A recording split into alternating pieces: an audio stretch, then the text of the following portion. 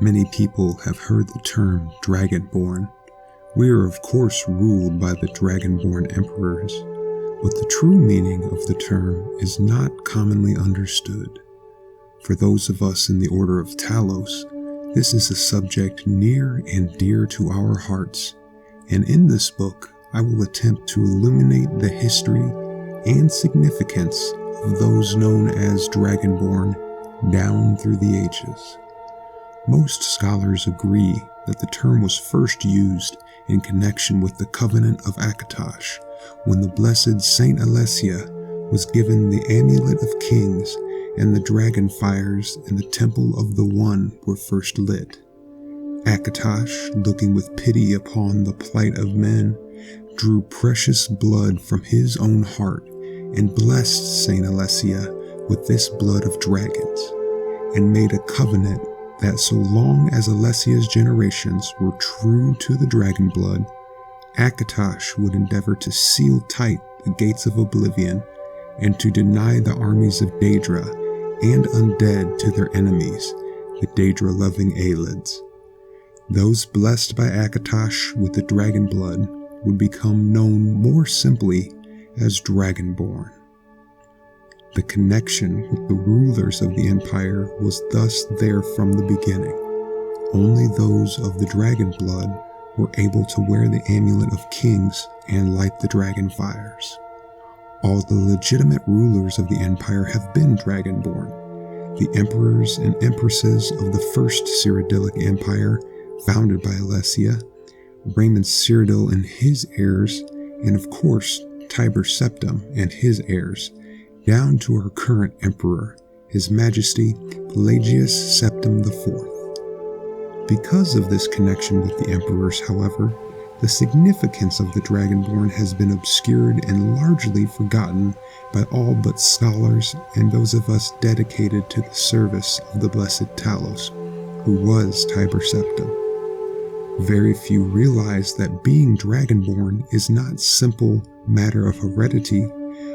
Being the blessing of Akatosh himself, it is beyond our understanding exactly how and why it is bestowed. Those who become emperor and light the dragon fires are surely Dragonborn. The proof is in the wearing of the amulet and the lighting of the fires. But were they Dragonborn and thus able to do these things? Or was the doing the sign of the blessing of Akatosh descending upon them? All that we can say is that it is both and neither, a divine mystery.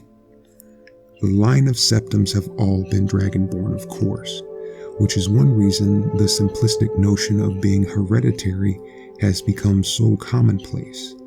But we know for certain that the early Cyrodiilic rulers were not all related.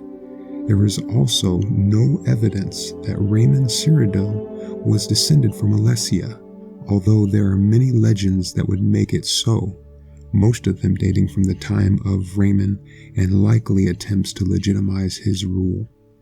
We know that the Blades, usually thought of as the Emperor's bodyguards, originated in Akaviri crusaders who invaded Tamriel for obscure reasons in the late First Era.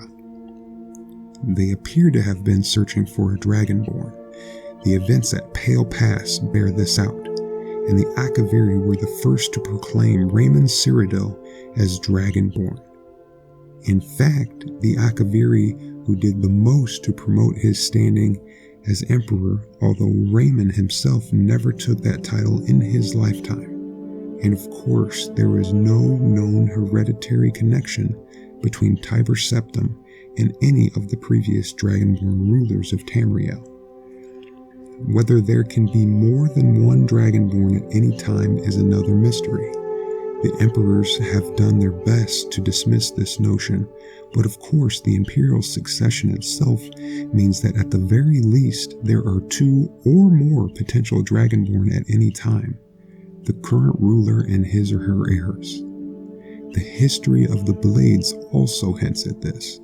Although little is known of their activities during the interregnum between Raymond's empire and the rise of Tiber Septim, many believe that the Blades continued to search out and guard those they believed were or might be Dragonborn during this time. Lastly, we come to the question of the true meaning of being Dragonborn. The connection with dragons is so obvious that it has almost been forgotten. In these days, when dragons are a distant memory, we forget that in the early days, being Dragonborn meant having dragon blood. Some scholars believe that it was meant quite literally, although the exact significance is not known. The Nords tell tales of Dragonborn heroes who were great dragon slayers, able to steal the power of the dragons they killed. Indeed, it is well known that the Akaviri sought out and killed many dragons during their invasion, and there is some evidence that this continued after they became Raymond Cyrodiil's Dragon Guard.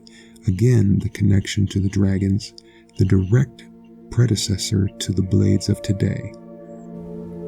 I leave you with what is known as the prophecy of the Dragonborn. It often is said to originate in an Elder Scroll, although it is sometimes also attributed to the ancient Akaviri. Many have attempted to decipher it, and many have also believed that its omens had been fulfilled and the advent of the last Dragonborn was at hand. I make no claims as an interpreter to the prophecy, but it does suggest that the true significance of Akatosh's gift to mortal kind has yet to be fully understood.